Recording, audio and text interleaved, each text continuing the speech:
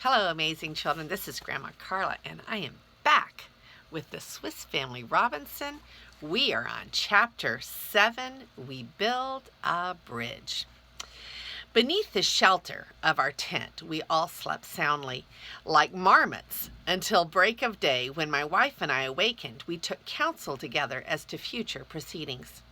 In the first place, said I am unwilling hastily to quit a spot to which I am convinced we were providentially led as a landing place. See how secure it is, guarded on all sides by these high cliffs, and accessible only by the narrow passage to the ford.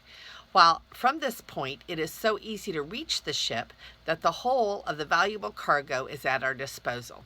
Suppose we decide to stay patiently here for the present, until, at least, we have brought on shore everything we possibly can. I would agree with you to a certain extent, dear husband, replied she, but you do not know how dreadfully the heat among the rocks tries me.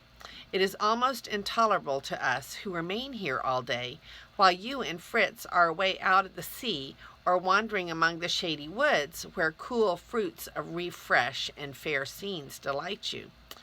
As to the contents of the ship, an immense deal has been cast ashore, and I would much rather give up all the remainder and be spared the painful anxiety it gives me when you even talk of venturing again on the faithless deep.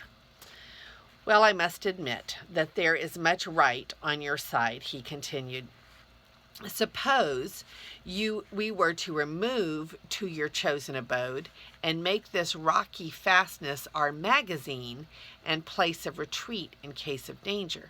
I could easily render it more secure by blasting portions of the rock with gunpowder. But a bridge must be constructed in the first place to enable us to cross bag and baggage. Oh, I shall be parched to death before we can leave this place if a bridge has to be made, cried his wife impatiently. Why not just take our things on our backs and wade across as we have done already? The cow and the donkey could carry a great deal. That they will have to do in whatever fashion we make the move, said I, but bags and baskets we must have to put things in, and if you will turn your attention to providing those, I will set about the bridge at once. It will be wanted not once but continually. The stream will probably swell and be impassable at times, and even as it is, an accident might happen. Well, well, cried my wife, I admit to your opinion. Only pray set about it without delay, for I long to be off. It is an excellent idea to make a strong place among the cliffs here, the gunpowder especially. I shall be delighted to see stored here when we go away, for it is frightfully dangerous to keep so much as we have close to our habitation. Gunpowder is indeed the most dangerous and at the same time the most useful thing we have, said I, and for both those reasons we must be especially careful of it. In time, I will hollow out a place in the rock where we can store it safe from either fire or damp. By this morning's consultation, we had settled the weighty question of our change of abode, and also chalked out work for the day. When the children heard of the proposed move, their joy was boundless. They began at once to talk of it as our journey to the promised land, and only regretted that time must be wasted, as they said, in bridge building before it could be undertaken.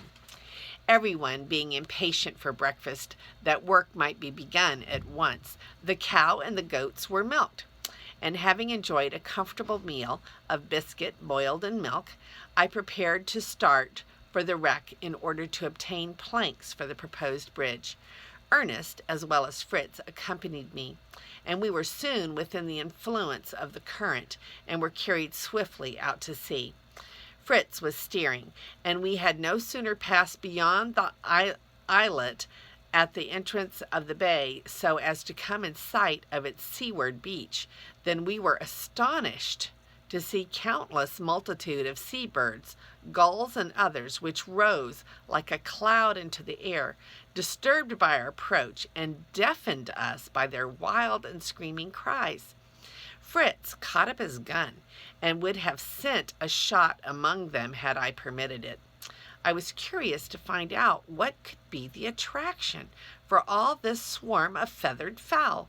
Availing myself of a fresh breeze from the sea, I set the sail and directed our course toward the island.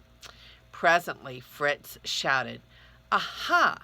Now I see what they are after. They have got a huge monster of a fish there, and a proper feast they are making.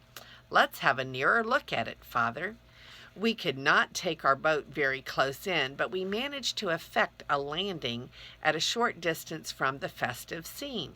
Securing the raft by casting a rope round a large stone, we cautiously drew near the object of interest. It proved to be a monstrous fish on whose flesh these multitudes of birds were ravenously feeding. "There was nothing on this sandy beach when we passed yesterday, I am certain, Father," said Fritz. "It seems strange to see this creature stranded here." "Why, Fritz," cried Ernest, "it must be the shark. Your shark, you know." "You are right, I do believe, Ernest," said I. "Let us try to induce these greedy birds to spare us a bit of the shark's skin. It is extremely tough, and when dry, may be used like a file." Ernest drew the ramrod from his gun, and charged so manfully into the crowd that, striking right and left, he speedily killed several, while most of the others took to flight. Fritz detached some broad strips of skin with his knife, and we returned to the boat. Perceiving with satisfaction that the shore was strewn with just the sorts of boards and planks I wanted, I lost no time in collecting them, and formed a raft to tow after us. We were in a short time able to direct our course homeward, without visiting the wreck at all. As we approached our cove inshore, we lowered the sail, and soon had our craft, with the raft in tow, safely moored in the bank. No one was in sight, not a sound to be heard, so with united voice we gave a loud, cheery "Hello," which after a while was answered in shrill tones, and the mother, with her 2 boys, came running from behind the rocks between us and the stream, each carrying a small bundle in a handkerchief, while little Franks held aloft a landing net. Our return so soon was quite unexpected, and they anxiously inquired the reason, which we soon explained. Then the mysterious bundles were opened, and a great number of fine crawfish displayed, whose efforts to escape by scuttling away in every direction directly they were placed in a heap on the ground caused immense fun and laughter as the boys pursued and brought them back. "Now, Father, have we not done well today?" cried Jack. "Did you ever see such splendid crawfish? Oh, there were thousands of them, and I am sure we have got 200 here at least. Just look at their claws." "No doubt you were the discoverer of these fine crabs, eh, Jack?" said I. "No, fancy young France being the lucky man," answered he. "He and I went toward the stream while Mother was busy, just to look for a good place for the bridge. France was picking up pebbles and alabasters, some because they were so pretty, and some to strike sparks with in the dark, and some," he insisted, "for gold." "Jack, Jack," cried he presently, "come and see the crabs on Fritz's jackal." You know he threw it away there, and to be sure it was swarming with these creatures. "Are you glad we have found them, Father? Will they be good to eat?" "Very excellent, my boy, and we may be thankful that food for our wants is thus provided day by day." When each party had related the day's adventures, and while the mother was cooking the crawfish, we went to bring our store of planks to land. Even this apparently simple operation required thought, and I had to improvise rope harness for the cow and the donkey, by which we could make them drag each board separately from the water's edge to the margin of the stream. Jack showed me where he thought the bridge should be, and I certainly saw no better place, as the banks were at this point tolerably close to each other, steep, and of about equal height. "How shall we find out if our planks are long enough to reach across?" said I. "A surveyor's table would be useful now."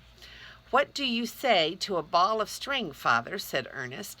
"Tie one end to a stone, throw it across, and then draw it back and measure the line." Adopting my son's idea, we speedily ascertained the distance across to be 18 feet. Then, allowing 3 feet more at each side, I calculated 24 feet as the necessary length of the boards. The question as to how the planks were to be laid across was a difficult one. We resolved to discuss it during dinner, to which we were now summoned, and my wife, as we sat resting, displayed to me her needlework. With hard labor she had made 2 large canvas bags for the donkey to carry. Having no suitable needle, she had been obliged to bore the hole for each stitch with a nail, and gained great praise for her ingenuity and patience. Dinner was quickly dispatched, as we were all eager to continue our engineering work. A scheme had occurred to me for conveying one end of a plank across the water, and I set about it in this way. There fortunately were 1 or 2 trees close to the stream on either side. I attached a rope pretty near one end of a beam and slung it loosely to the tree beside us. Then, fastening a long rope to the other end, I crossed with it by means of broken rocks and stones, and having a pulley and block, I soon arranged the rope on a strong limb of the opposite tree, again returning with the end to our own side.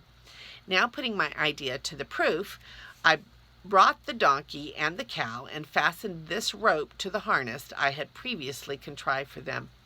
I drove them steadily away from the bank. To my great satisfaction, and the surprise and the delight of the boys, the end of the plank, which had been laid alongside the stream, began gently to move, rose higher, turned, and soon, projecting over the water, continued to advance, until, having described the segment of the circle, it reached the opposite bank. I stopped my team. The plank rested on the ground. The bridge was made. So at least, thought Fritz and Jack, who in a moment were lightly running across the narrow way, shouting joyfully as they sprang to the other side. Our way was now comparatively easy. A second and a third plank were laid beside the first, and when these were carefully secured at each end to the ground and to the trees, we were very quickly laid short boards side by side across the beams, and the boys nailing them lightly down as I sawed them in lengths. And when this was done, our bridge was pronounced complete. Nothing could exceed the excitement of the children. They danced to and fro on the wonderful structure, singing, shouting, and cutting the wildest capers.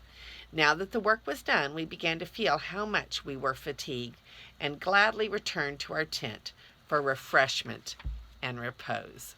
That is the end of Chapter 7. We build a bridge. There are no pictures. And Chapter 8, the journey to the wonderful trees. That's next. This is Grandma Carla, and I love you.